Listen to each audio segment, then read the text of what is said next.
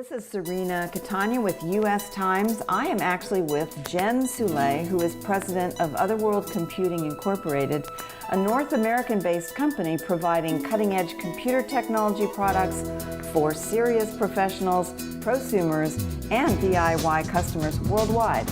She's been with OWC for over 20 years, starting on the sales team in 1997, later heading up product development, then moving on to president. She has a unique background for a tech exec. Jen graduated from the University of Illinois with a degree in secondary English education. How does this educational background help with your approach to management and leadership in this tech company? Sure. I think to start, I think that the key to any management or leadership position is having that interest in people and that appreciation that we're all driven by different things. We have different strengths and weaknesses. And I think in education, you spend almost as much time learning kind of how to teach as you do on the actual subject matter that you're going to teach. And that I didn't necessarily recognize it initially, but sort of as you work with people more and more, you kind of experience those managers or those individuals who are so focused on what they're doing that they kind of lose that there are people on their teams or that they interact with that they need to also help along or include in whatever it is they're doing. So I think that the education background really instilled in me that it's about the people, or it's about the people that you're working with, not necessarily just the work that you're doing. OWC is really known for the tutorials that they have and the educational assistance that they have. Is that true? And how does that all tie in? Oh, absolutely. I mean, Larry O'Connor, our founder and CEO, I mean, he started the company really to do that, to do just that. You know, he kind of experienced this lack of information in the world. I mean, he was like 14 at the time. This was a while ago, and there is no information about upgrades. Right? The joke was that you bought your computer and it was sort of obsolete the moment you opened it. But what started out, his path and ultimately the path for the company, and what really excites me about it is it's just wanting to empower and educate people to take what they have and make it better. And that could be in making it faster, that could be in adding ports, that could be adding functionality. But that's what kind of gets us all excited is when people have like sort of those aha moments and like, hey, I learned how to do this thing. Like I didn't know how to upgrade my computer. I wasn't sure I could, but I watched a video and now I can. I mean, we literally get comments every single day about with exactly along those lines of how excited people were that they figured out how to migrate data or back something up or format even a drive. I mean, there's all those little pieces that you start to take for granted that somebody does find really useful when they need it. I've actually used it myself quite often. I'm actually recording this using an old 2011 MacBook Pro, but I upgraded it with one of your SSD drives. And, I'm a techie, so I thought, I can do this myself. But I watched the video, and it was very helpful. And I've had quite a few people ask me how I can still use this old laptop. And I tell them why and explain to them that they can get the equipment by ordering it. And then they just watch a tutorial, and it's really easy. So other people have done it as well. I love that. I mean, it's 6 years old, right? And it still can do very cool things. Absolutely. Absolutely. So before we get too far into this, for people who don't know what OWC does, can you explain to us exactly what OWC is as a company and what they do? Oh, sure. Yeah. I mean, at our heart, I think we're a solution company. Obviously, we do that through sort of empowering and educating customers as much as through the products that we offer. But our focuses are storage and upgrades and connectivity. So a lot of what we do is make sure that people can do the work that they want to do with the machine that they have, that investment that they've made continues to be valuable to them. And then also once they've sort of created something, personally or professionally, that then it's safeguarded. And so that's how we kind of the types of solutions that we provide. But yeah, at our heart, we really see ourselves as providing solutions and really enabling people to get the technology out of the way so they can do what they want to do with it. You're an Apple developer. So how does this affect the way you approach the market?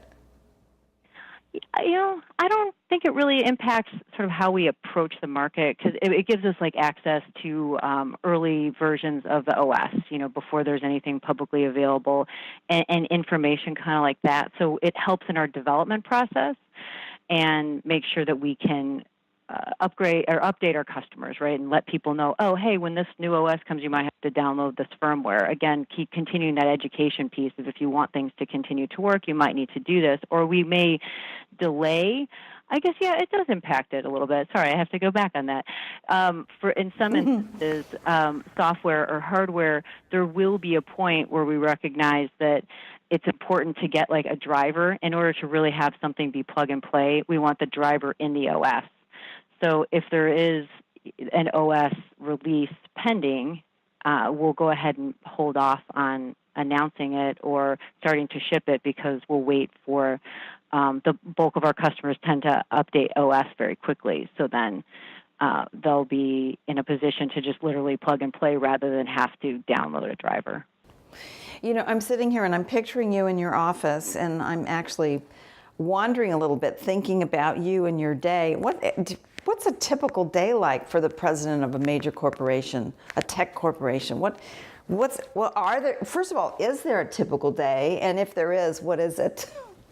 Right. Yeah. I don't know that there's any typical day, but certainly I think the consistency, regardless of whether it's sort of meeting with maybe my team members one-on-one, or going to lunch or walking around or having broader management meetings, is I think the part that I'm constantly playing is looking for those opportunities to either help bridge a gap, get somebody to maybe work with someone in another department to solve a problem, or, make suggestions or ask questions about how different obstacles, a lot of times people are very crafty and resilient, and when something pops up that makes less than ideal workflow, they'll kind of start to work around it, and then you don't even realize you're working around it anymore. So a lot of my day is spent really looking at what it is that we're doing, or hearing from team members what they're working on, and what are those things that are kind of getting in the way, or asking questions like, oh, hey,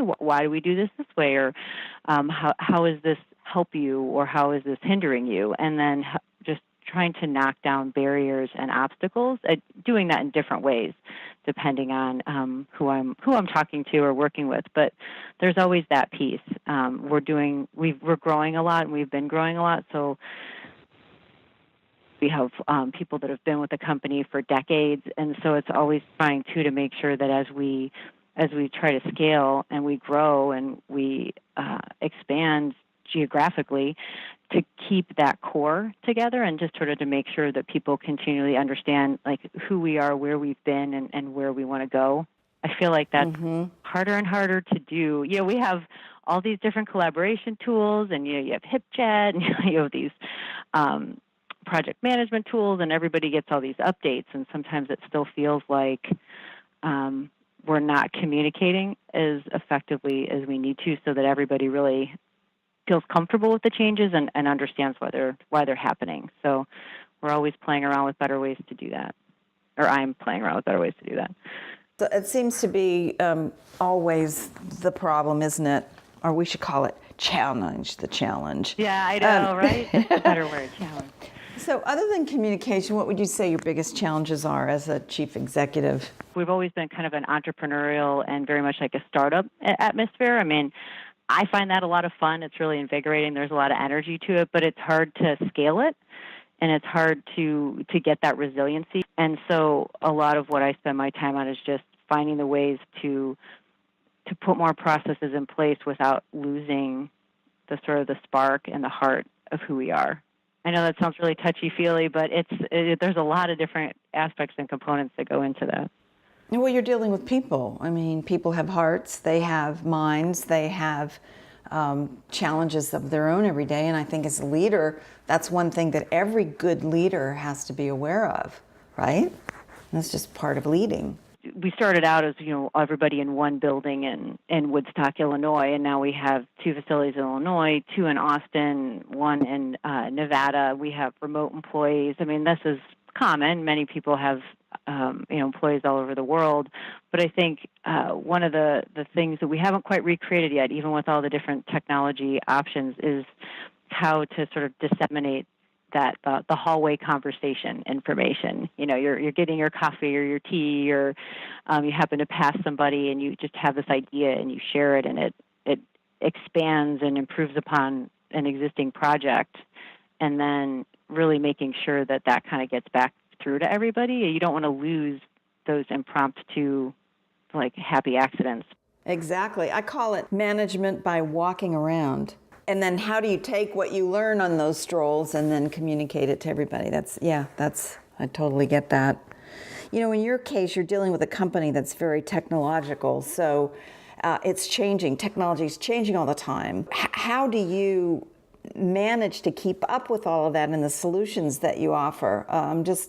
This may be hard to describe, but how does it affect planning and execution and delivery? And so in terms of keeping up with the technology, what are your considerations and what are you watching? Sure. I mean, one of the things that we're working on that we really need to improve right now is sort of the supply chain piece of that ever-changing technology. So it's really looking at, especially all the changes that have been happening on sort of the storage and connectivity side. In a relatively short period of time, we've had Thunderbolt, which was a very different type of interface, Thunderbolt II, Thunderbolt III, USB 3.0, 3.1, Gen 1, Gen 2, and along with that came the power delivery and the USB-C port. So there's so much sort of flux, and there's this sort of constant learning curve, right? And it shifts and it changes. Sometimes it's relatively short, and other times it's significantly longer. And so the technology impacts us by needing to sort of change really how we look at sort of safety stock and our inventory levels when we're transitioning. So I mean, we're moving to really appreciating that as these technologies are being pushed faster and faster, oftentimes there's a lot outside of our control that delays things. There are those last minute, maybe a firmware update, or there's some testing protocol that changes. So then we have to put a product back through certification. Things like that, even if it's delaying a few weeks, can impact that supply chain, and that impacts our customers. So that ever-changing technology aspect right now for us that we've kind of struggle with has been maintaining our supply during those shifts and changes. So that's something that we've been working on, and I've been talking with purchasing and sourcing and product development and engineering just to look for ways that we can be maybe less optimistic sometimes about how things are going to go, but not all the way over to the other side. And then also balancing that with our customer support team is phenomenal, and they always just want to help and give information. And a lot of times we're working off of information, and if we share that at the wrong time, then we miss, we set the wrong expectations. So a lot of it goes back also to communication on the supply chain. So that's a big piece for us. I think people need to know that you've set it up so that your customer service department, they're actual human beings on the line, and you can get them on the line when you have a problem. And I think that's really important. Oh, I could talk about that all day. We have we have a phenomenal customer support department. We really do.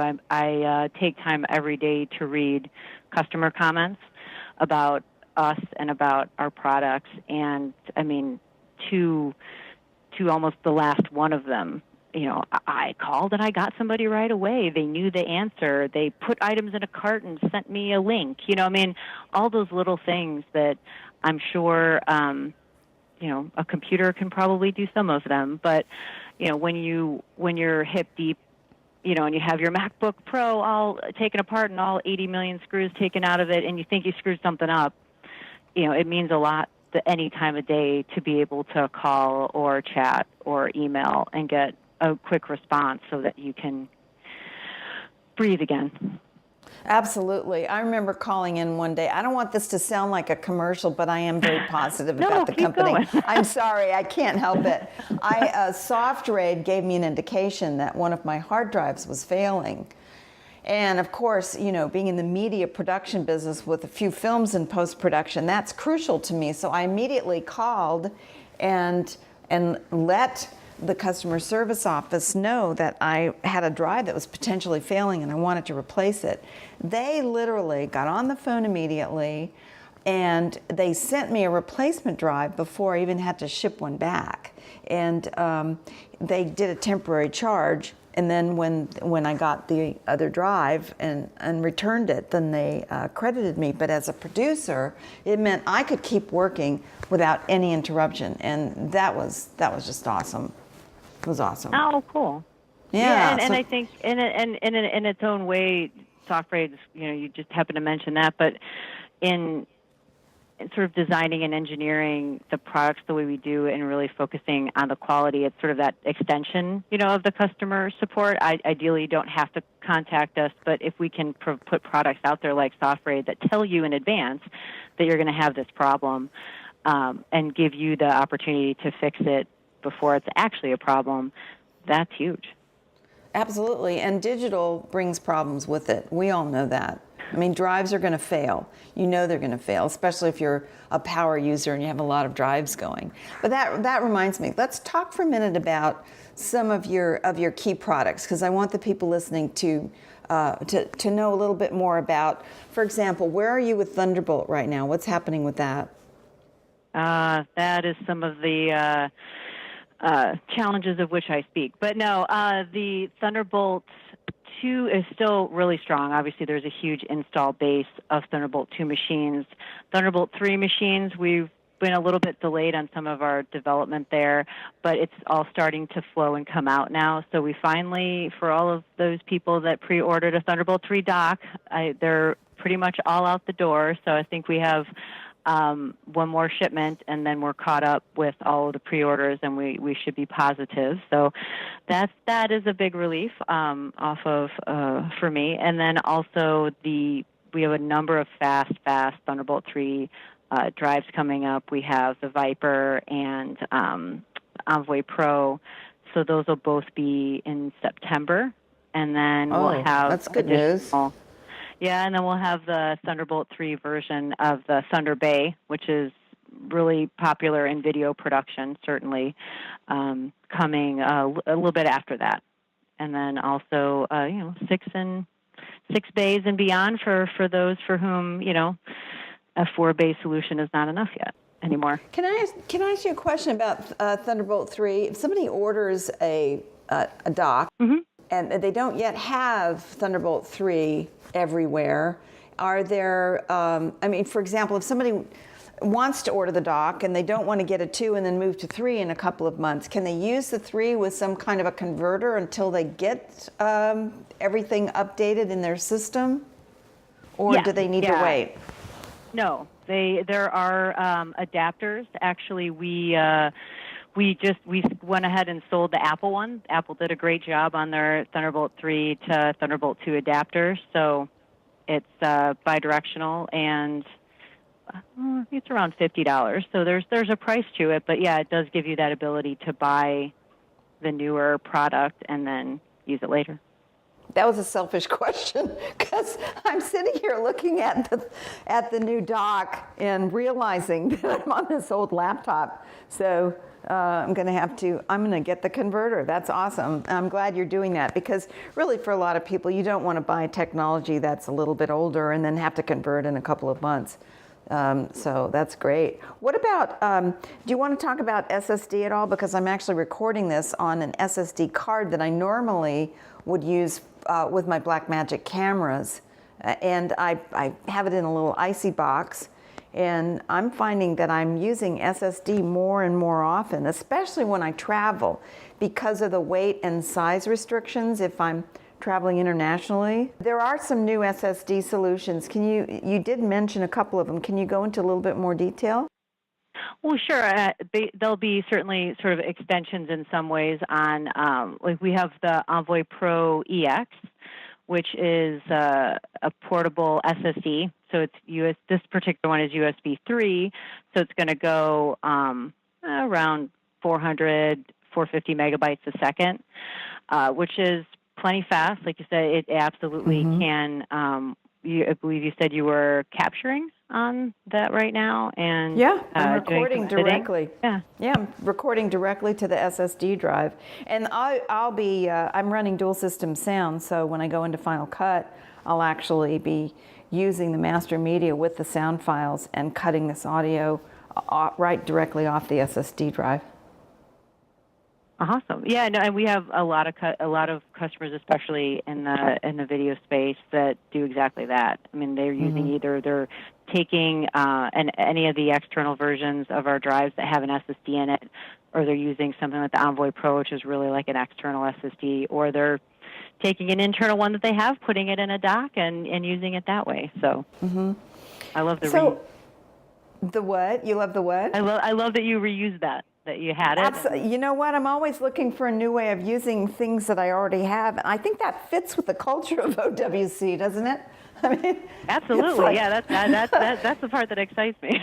You know, I always tell people when I used to work at the studio and I had a $200 million a year budget, it didn't matter how much money I was spending. But now that I'm an independent filmmaker, I have to watch my budget. So your stuff has really helped. Let's talk about storage for a minute, because that's a big issue for all of us. And you, I believe, have some new things that have come out in the last few months and possibly will be coming out. Do you want to talk about your solutions for storage?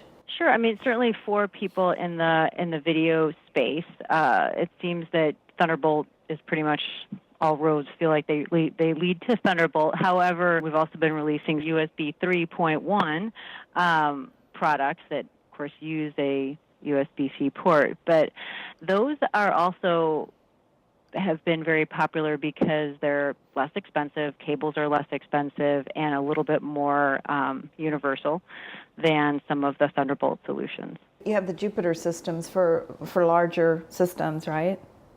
Yes, yeah. Jupiter is definitely more of our sort of that enterprise level. It's a shared storage, so it's a little bit more advanced than the direct attached, where you kind of are in control of that with one user. Jupiter is perfect for small work groups, so multiple people can then edit or do color correction on the same files. So we definitely, we're finding, we have kind of a good mix of customers. We have a lot of people that need the direct attached because they're independents or they're working on their own, and then we have also those customers that are working in groups that then take advantage of Jupiter. Jennifer, we're talking about solutions, and I was really interested in the fact that you pay attention to what the customers write to you every day. What are you finding are some of the biggest challenges on our end we're all having? Well, certainly, based on some of the comments, I can say that we still have a job to do in letting people know that they can sort of upgrade and that these solutions and options are out there, because a lot of times there's that surprise that this even exists, or luckily someone told them or they found it on a Google search. So part of the challenge is for many customers is they do have machines that don't do what they need them to do. They're not quite fast enough, but then, like, you indicated budget being a concern when you're an independent filmmaker. Not everybody is just walking around wanting to drop another $2,000 plus on a new machine. So one of the issues we have are people really kind of struggling with a machine that doesn't provide them the power or the capacity that they need. On the consumer side, and even on the professional side, one of the big challenges is people just don't have sort of a backup strategy. Actually, in some ways on the consumer side, I think it's improved with things like Time Machine, because it's almost automatic. So it's just sort of there as long as you have an external drive connected. But I think for our, in particular for our professional customers, there's so much data, and especially if you have, you're filling up different direct attached storage devices, and then you're trying to put them somewhere. How do you manage all of that, know where all of your data is, and know that it's all backed up, that you actually have multiple copies of it? It's heartbreaking when somebody loses something that they've worked really hard on, or that they photographs of their kids. It might not be a work product, but it's something that has value, and that really breaks your heart when that happens. When you work on your computers, which we all do now, backing up and redundancy is really, really important. Um, but think about technology, not just OWC, but think about the world of technology. If you could say what you see as the biggest challenge all of us have at the moment, what's the first thing that comes to mind? Oh gosh, I think relationships or relating. I feel like as you know, I think sometimes about what my Google profile is, or whatever the data aggregators think about me, and big data and AI is so powerful, and it's becoming more and more powerful. So yeah, I literally can be everything that's coming into my inbox, or phone calls that I'm getting, or little side pop-ups on Facebook. Those all are relevant now, right? So all of this information that I'm ingesting and digesting, and of course there's been a lot of talk of that lately, it's very easy to end up in your own echo chamber, or there's something very powerful of finding people that are like you, but it's so easy to now just surround yourself with that and to constantly kind of be fed things that you already like. So I think for me, the part of technology that's interesting is just how it's changing sort of how people relate and are able to hold a conversation or interact with people when it's not through a screen. Right. It's kind of concerning. It's one of those things you think about when you're raising kids and all those things, trying to make sure that they're able to exist and talk to people in the real world. I agree. I think it was Stephen Hawking said that AI is very frightening for the future. So we'll see what happens. I think there's positives and negatives to the increase in technology. I agree. Which reminds me, what about working in the cloud? Everybody talks about working in the cloud. I have my own opinion, but this is your interview, so I'm going to let you answer that. Well, working in the cloud, the cloud in general, I'm maybe not as negative as some are, but it's clear that there are security issues. There have been incidences where smaller cloud companies have lost people's data. There are real speed barriers to actually working with it. Certainly with all of the different security issues that we've been reading about lately, it would be a concern for me to work in that space as a just a regular person. Though I do find it as a really nice addition to my kind of backup strategy. I have an on-site backup, and then I know that all my photos are automatically go into the cloud. So then there's that additional piece that's not, if the house burns down and takes the computer and the backup with it, I know that there's another copy of all of that somewhere. So, and then I don't see it as all bad. We certainly, many of the tools we use every day are cloud-based. So there's a lot of positive and good, and it makes it easy to work when you're running around. And, like I said, we have multiple facilities. So, it makes it a lot easier to do a lot of the work I need to do from my phone or from any workstation. So Yeah. I do find there to be a lot of benefit, but I do worry about the security aspects and privacy aspects. You'd be surprised what you give to companies when you use their cloud-based solutions. Well, I think I mentioned to you before we started talking, Skype updated their interface and without even asking, and I went on this morning, and they want to automatically upload my contacts to Microsoft. I'm not willing to do that. Right. You have. So I think that privacy and security for my generation anyway still remains a problem. I think children who have been raised with a mouse in their hand almost from the time they were born are used to sharing their personal information.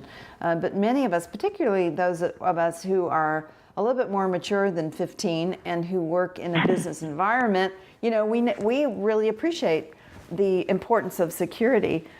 So I'm curious about one thing. Everybody talks about, and this may sound like an old discussion, but 4K versus 8K. But what that does is it reminds me, again, and we've talked for a moment earlier on about how technology is changing. Do you think the changes are helping us or in some way maybe even slowing us down or hindering us?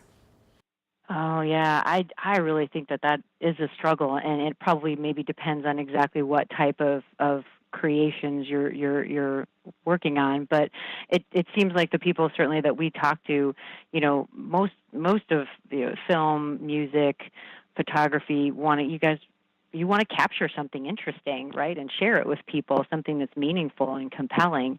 And while, maybe 4K or 8K or, deeper color schemas, there are things that probably help in that storytelling. But every time these things change or people want 4K now or they want 8K, and you had a stable setup that allowed you to focus on the story that you're telling versus having to be a technologist as well and continually kind of keep up with the latest and greatest, I think that's a struggle. I think it can be incredibly empowering and fun to kind of change your craft and maybe get additional benefits like VR for those people that are really into VR, right? It's very different storytelling, and that can be fun to kind of put your arms around that. But at the same time, if you can never kind of have a stable platform where you're just focused on your craft and you're always having to kind of play the technologist and take time to upgrade, I think that in some ways does slow things down. It does, in a way. But, a lot of people say, well, it's worth it because it's cheaper. So is it a blessing or is it a curse? Oh, I feel like I always say both, right? But there are usually pluses and minuses to things. But I think that speed is I kind of covered some of the changes, some of my overall concerns with sort of the pace of technology, but also I guess from more content, I think it's great, right? That barrier to entry is lower for people, from a camera, from storage, from workstations, costs. Anybody can really create something, tell their story, tell a story that's important to them. But then sort of as a reader, consumer of content, I find the choice is a little bit intimidating at times. I don't want to spend an hour trying to figure out what I want to watch if I happen to have 2 hours to watch a movie, because then I lost that chance. Then all of a sudden I don't have 2 hours to watch a movie anymore. Or, all of a sudden I turn around and I've spent an hour reading things on, Facebook or whatever, because I started out on some relative's post and got to see a graduation thing or whatever, and before I know it, I'm reading this article, which leads to that article, which leads to this one. So it's there's so much content, and that I think the technology has enabled, which is on the one hand really can be really powerful, to be able to read stories or hear stories that move you or that say, oh, hey, there's other people like me. But then at the same time, it plays into kind of what I was talking about earlier. You can end up almost more alone. I have heard from quite a few people about the green initiative at OWC and what you guys are doing to protect the environment and to keep up with all of the uses of wind and solar, et cetera, et cetera. Can you tell us what's going on there with that? Yeah, you mentioned the wind and the solar. Our headquarters in Illinois are powered by both, and then we also have solar on our design facility in Austin. And really between the two solar arrays and the wind turbine, we actually generate more electricity than we use in all of our facilities combined. I definitely think that's pretty cool. You actually started that quite a few years ago, right? Before a lot of people were getting into this, so I would say you're an early adopter of that kind of technology, right? Am I wrong? We definitely were an early adopter. We were one of the first platinum LEED buildings in Illinois, first privately held one, I believe. Also have one of the largest privately held solar arrays in the States. It's a part of our DNA, right? I mean, it stems from sort of the products. I mean, you don't start a company when you're 14 and have money to, put wind turbines and solar arrays on the roof.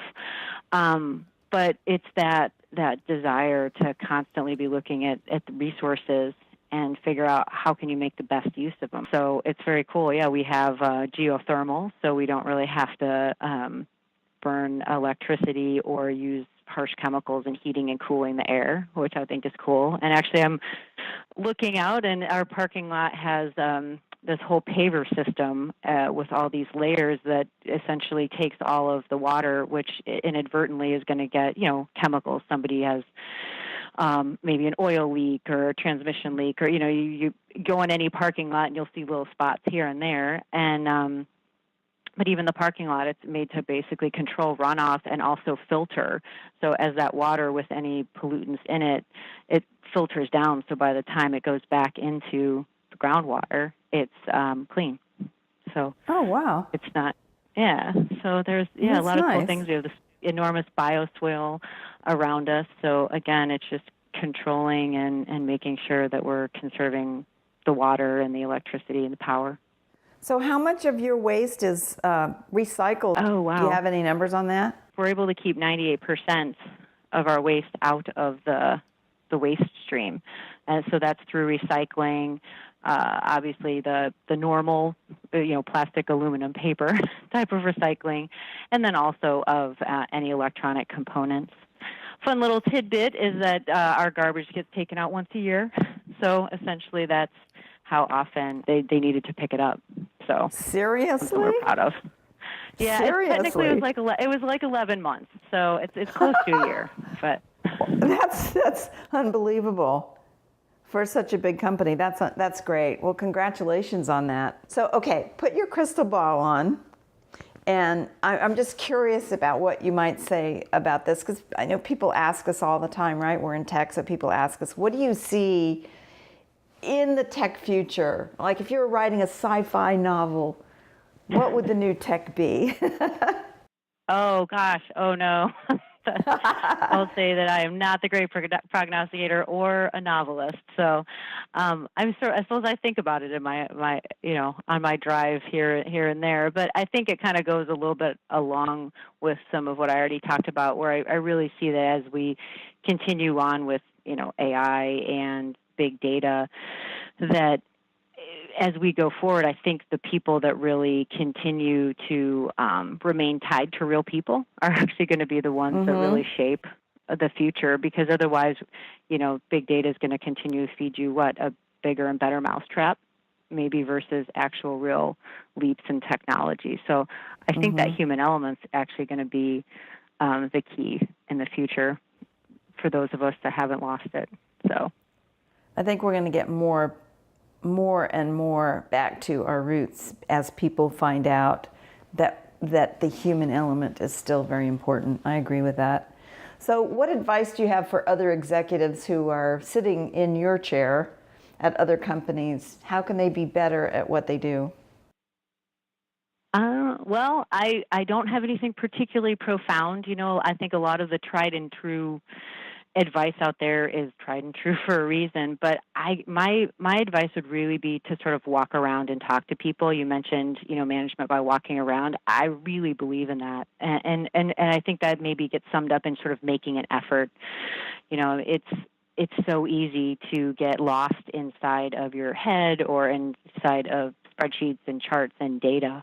And if you're not walking around and you're not talking to people, and I'm talking more than just the people that directly report to you, but really talking to everybody within the organization, you won't be as effective, and you won't appreciate and understand when messages and communication kind of goes a little bit astray. I mean, even when it's in a town hall, directly from me or from Larry, or there's been a newsletter piece that we send out, or something where there's a direct communication, the way people read things is often different. And so, if you're not walking around and you're not talking to people or asking sort of questions and understanding what their day-to-day life is like, you just lose out, and you're going to make decisions that you think are based on good data, but the data doesn't have the context that it should.